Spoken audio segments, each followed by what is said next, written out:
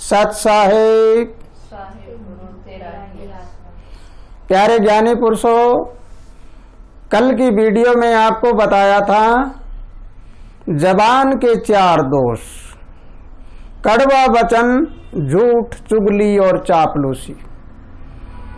तुम अगर इन चारों दोषों से दूर हो जाते हो तो फिर तुम्हारे घर में लक्ष्मी का आगमन शुरू हो जाता है, और जहां लक्ष्मी का आगमन शुरू हो जाता है वहां साथ ही परमात्मा भी आ जाता है। लेकिन आज एक बात जरूर याद रखना कि कभी तुम अकेले लक्ष्मी के चक्कर में मत पड़ जाना, नारायण को भी साथ में याद रखना है।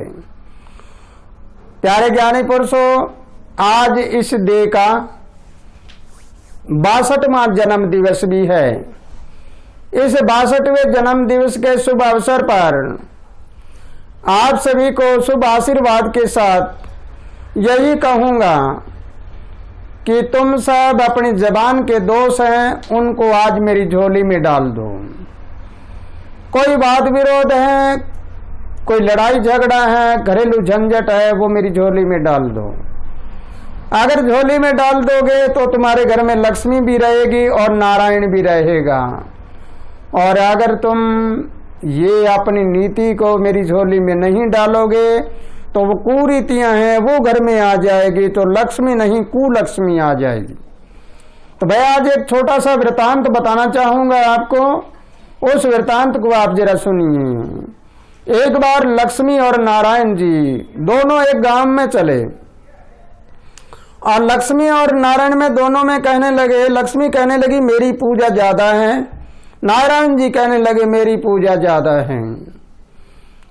तो जब गांव में आ गए तो गांव में आते ही नारायण जी ने क्या किया, गांव के आगे एक जोड़ के ऊपर, एक पाल के ऊपर अपना धूना लगाकर अपना आसन लगा लिया, और लक्ष्मी एक बुढ़िया का रूप धारण करके गांव के किसी घर में चली गई। जाने के बाद आवाज दी कि बच्चों मुझे खाना दो।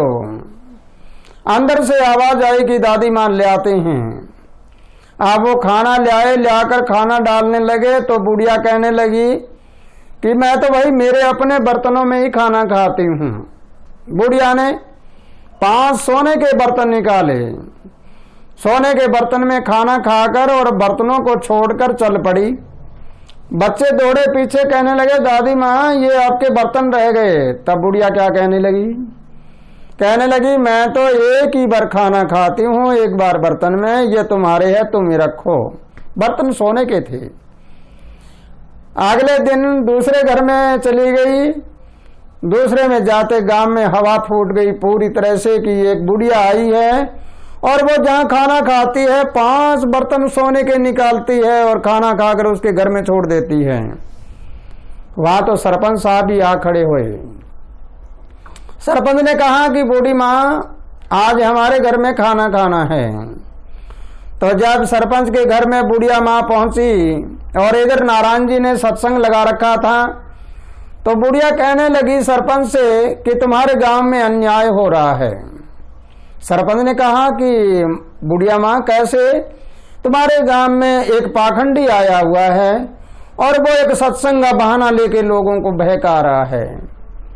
तो फिर क्या करना चाहिए कि अगर तुम उस पाखंडी को यहाँ से निकाल दो तो मैं तुम्हारे घर में, गांव में, सारे घरों में बर्तन ही बर्तन कर दूंगी, सोना ही सोना कर दूंगी।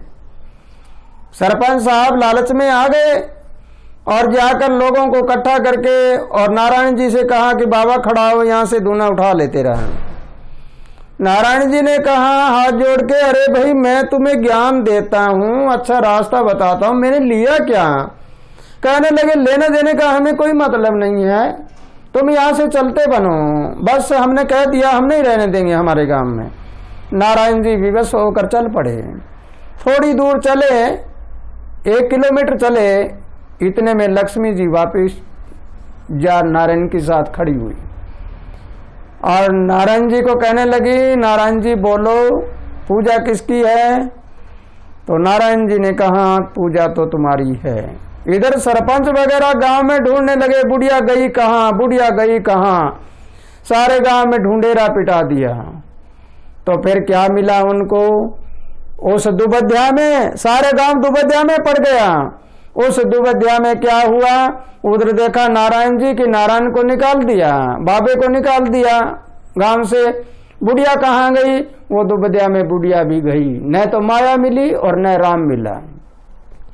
इसलिए मेरे प्यारे ज्ञानी पुरुषों, अगर मेरी इस बात को समझते हो, अपनी जबान का दोष आज मेरी झोली में डाल देते हो और आप अपने आप को सुधार लेते हो, तो लक्ष्मी और नारायण दोनों तुम्हारे घर में रह जाएंगे। नहीं तो लक्ष्मी तो घर से चली जाती है, नारायण भी चला जाता है, और घर में कौन आ जाता है? टोटा राम आ जाता है। एक टोटा राम को बाहर निकालो और तुम सब अपने नियम पर चलकर दिन दूना रात चौगुना अपना ऐसा नियम बनाओ जिस नियम पर चल के तुम्हारे हर कदम आगे बढ़ते जाएं। इसलिए मेरे प्यारे ज्ञानी पुरुषों, अगर मेरी बात समझ आई है, आपको पूरी तरह समझ चुके हो, तो फिर हम सब एकता का प्रतीक बनाएं, सब एक हो जाएं। घर में एकता, हमारे अड़ोस पड़ोस में एकता, गांव में एकता, देश में एकता, प्रदेश में एकता, सब जगह एकता करो। एकता में बड़ा बल होता है, वहां लक्ष्मी और नारायण दोनों विराजमान होते हैं। भूल मत जाना कि लक्ष्मी आ जाए तो परमात्मा को याद करना मत भूल जाना। परमात्मा को याद करना अगर भूल गए तो लक्ष्मी भी चली जाएगी।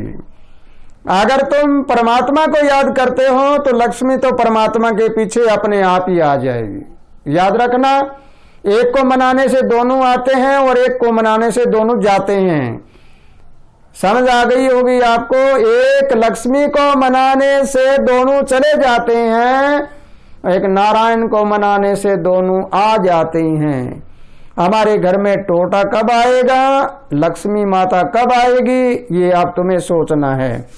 तो इसी के साथ मेरे प्यारे ज्ञानी पुरुषों, परमपिता परमात्मा से अरदास करता हूं कि आज मेरे इस जन्मदिन के शुभ अवसर पर मुझे ऐसा आशीर्वाद दो ताकि मैं दुनिया को वही आशीर्वाद दूं कि इनके घर में सुख शांति अमन चैन रहे, इनकी लंबी उम्र रहे और सब सुख शांति अमन चैन से अपना जीवन बिताए और सब आनंद में जीवन बिताकर प्रभु का नाम लेते हुए जिस समय संसार से जाए तो एक नाम कमा के संसार से जाए। इसी के साथ खुशहाल रहो, आनंद करते रहो। सत साहेब।